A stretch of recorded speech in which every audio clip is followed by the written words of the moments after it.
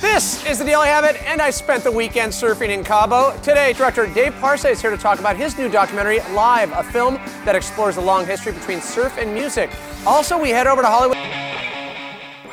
Welcome, everyone. It is the Daily Habit. How you doing? Pat Parnell. We're joined by Dave Parsa. Welcome to the show. Welcome. Thank you very much. Yeah, I know you've been busy on the whole docket tour for the new surf film, a David Parsa film, Live, a music and surfing experience.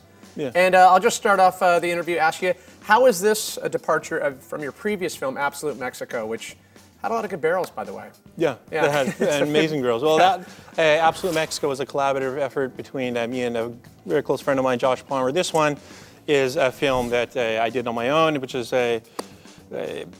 focusing specifically on music and surfing. It's a movie that has all these bands that I always wanted to hear, like Jimi Hendrix, The Doors, Jackson Browne, Jack Johnson, the list goes on, you know. I've heard you mention a really cool quote from Tom Curran talking about how important music and surf films. What is that? Oh, what I thought you were going to say it. I have a horrible memory. No. No, he once said, he told me something that I thought was really interesting. He said that, you know, you could have the greatest footage of surfers in the world, you know, but if it has a crummy soundtrack, it's going to be horrible. If it has a great music that complements it, it's going to be the best movie in the world. Very memorable, which I have so many like videos come to mind with Tom Curran. Well, we were at the premiere in San Clemente for Live. A lot of the dignitaries of surf came out, and they had some very kind words to say about you and your film. Here it is. There's a lot about riding waves that it's just music in another form. You get to a spiritual realm of the connection between surf and music. I mean, it's all waves, sound waves, ocean waves. There's a flow to it. Hey, Daily Habit. Amanda Champagne here at the world's premiere of Live, a music and surfing experience. We all know music and surfing go hand in hand, and this film explores those ties through the decades, looking at how one has influenced the other. Surf music as a genre is really a type of guitar playing that comes originally from flamenco style Spanish guitar playing with amplifier turned up and the reverb turned way up. Let's go surfing now, everybody's learning how, come on a safari with me. Something that really stuck out with me in the film was the idea that the Beach Boys sort of exploited the surf lifestyle to make music. You know, they used to come around the shop when I was making boards. They would come around and give us their records to help promote them, and when they would leave, we would take them over and drop them in the trash can. That's what most of the guys that surf thought about, you know, the Beach Boys and Gidget and all the rest of that Hollywood crap. Rainbow Bridge and Jimi Hendrix, how did he influence you in your surfing? Oh, at the time I was at the peak of my game, and Jimmy was like the hottest guy on music. It was back in the day when surfing was free. Hendrix helped Larry Bertleman, you know, to do those wicked cutbacks. And I think punk rock helped people get aerials. Pennywise and Sprung Monkey and Bad Religion, that's the stuff I was big into growing up. The Ghost Tree section of the film, pretty intense, the big wave surfing.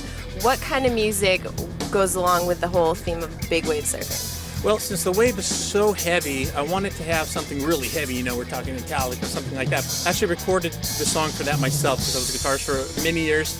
Peter DiStefano, also soundtrack work on the next track. It's sort of heavy, but it's not Metallica heavy. It's more like an improvised sort of music. It fits that sequence, I think, pretty well. What kind of music got you stoked to surf as a kid? Oh, gosh. Hawaiian slack key. Like Metallica or maybe some Modest Mouse. Led Zeppelin kind of was my motif there. I like techno, and that's what I listen to. Jimi Hendrix is my favorite surf music. Yeah. Jimi Hendrix was always my idol, but also The Doors. A Machete Fight will do that. I listen to a lot of Tool. Thank you. Thank you. So I have to say my favorite quote of the film was, "Surfing found its soulmate when it found music." And now, if you'll excuse me, I have to go find my soulmate, Greg Knoll. How about that, DeBoll getting a smooch? I Yeah, love that style. That was pretty cool. I saw some of the shots right at the end of that Pescadero Point section of this film. Super, super heavy. That had to be kind of a heavy task for you to like get the soundtrack right. Yeah, it was. It was. Well, you know, that wave is just phenomenal. I mean, that when I filmed that, you know, actually Tyler Smith, you were mentioning earlier, is a friend of yours, and he gave me a call the night before. He said, come to my house, we'll go. I'm telling you, that's the place that's going to break, because that whole week prior they were saying, oh, you know, here's going to break, here's going to break, here's going to break. So I went over to his house, we went there, and what I witnessed was so heavy. There was just music. I was thinking, you know, how am I going to do that? You know, do I want something really heavy? But then I talked to guys, you know, most of the info I got was from, in my interviews, Dane Reynolds was saying, you know, when I go on big surf, I don't listen to heavy stuff. I listen to something that's, or I'll have an anxiety attack. But that's the cool thing about this film. You chart everything going back to early Tahitian, Polynesian influence, to how the surfing music in Hawaii influenced things through the punk, all the way to kind of the venture, safari, and then to now, right? Yeah. It's a complete lineage of music and surfing, right? Oh yeah, there's an evolution that goes hand in hand with surfing and music. There always has been, yeah. So going through all the footage and all the music, what stands out as your favorite? Do you have something that what do you play in your car before you go out for a surf? I'm biased. Hendrix, you know. I had a band for 10 years I played with called Slight Return, and is named after his, you know, Voodoo Child Slight Return. So I'm biased, Jimi Hendrix, but that's just me.